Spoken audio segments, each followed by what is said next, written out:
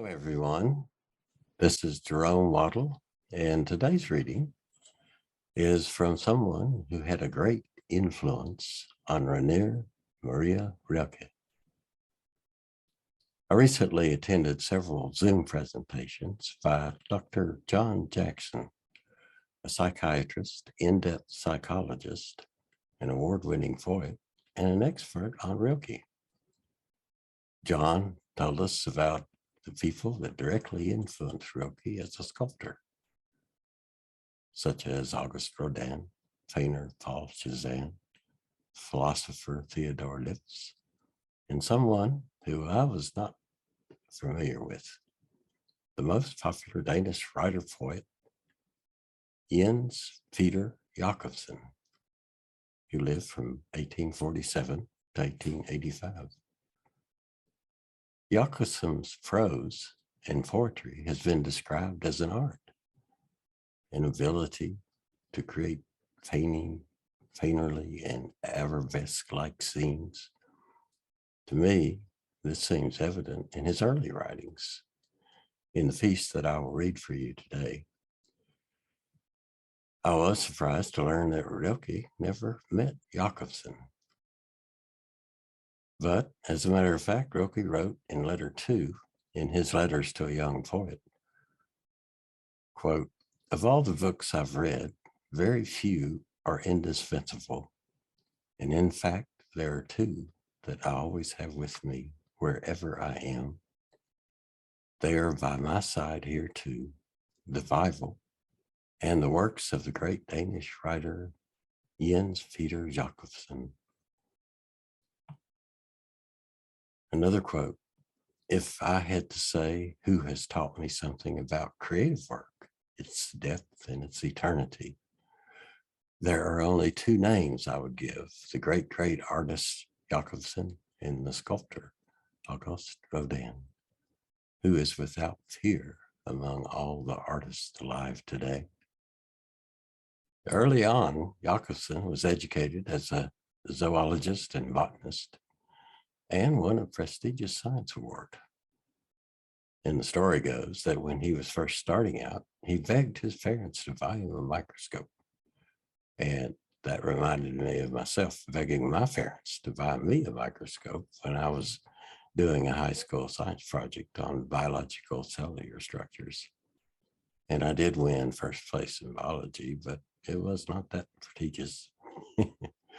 Anyway, Jacobsen was the first one who translated Darwin's Origin of Species into Danish, and he gave lectures on Darwin evolution.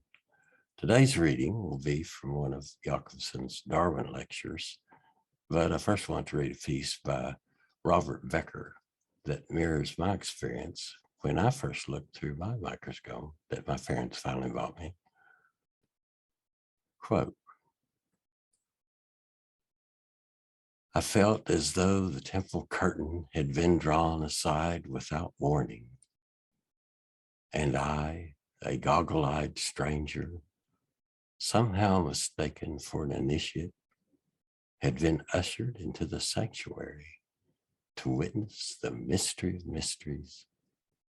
I saw a phantasmagoria, a living tapestry of forms, jeweled in minute detail. They danced together like guests at a rowdy wedding. They changed their shapes. Within themselves, they juggled geometrical shards like the fragments of a kaleidoscope. They sent forth extensions of themselves like the flares of suns. Yet, all their activity was obviously interrelated. Each being's actions were in step with its neighbors. They were like bees swarming.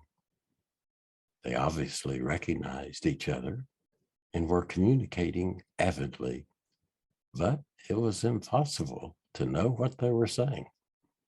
They enacted a pageant whose beauty awed me." Now, Jens Peter Jacobsen's lecture on Darwin evolution.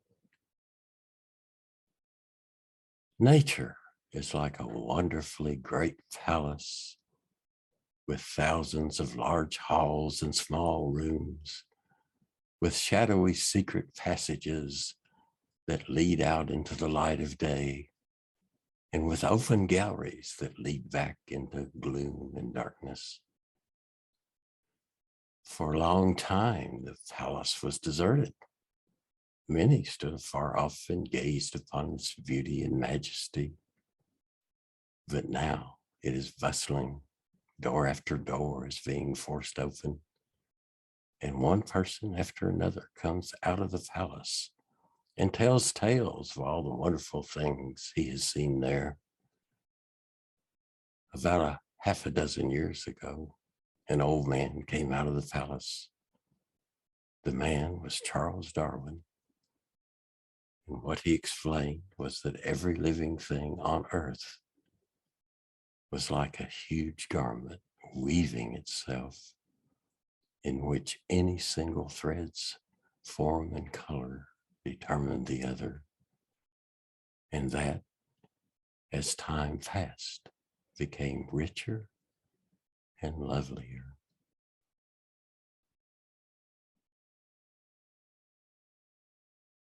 You know, real science is creative as much as so is painting, sculpture, writing, beauty. Variously defined, it is the criterion for art.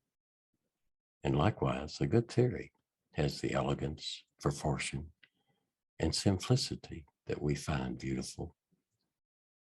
Just as the skilled artist omits the extraneous and directs our attention to a unifying concept, so the scientist strives to find a relatively simple order underlying the apparent chaos of perception. For instance, the pictures you've been watching was a simple unicellular paramecium that has been called the swimming neuron, one cell. This amazing creature has had its complete genome DNA sequenced and has a biochemical ionic architecture that operates and performs tasks much like the neurons in humans, and seems to have a neural plasticity that can adapt to different conditions.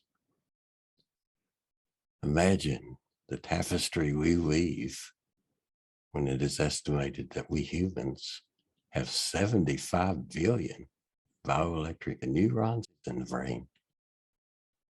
And as Jacobson said about Charles Darwin, what he explained was that every living thing on earth was like a huge garment weaving itself, in which any single thread's form and color determined the other, and that as time passed, became richer and lovelier.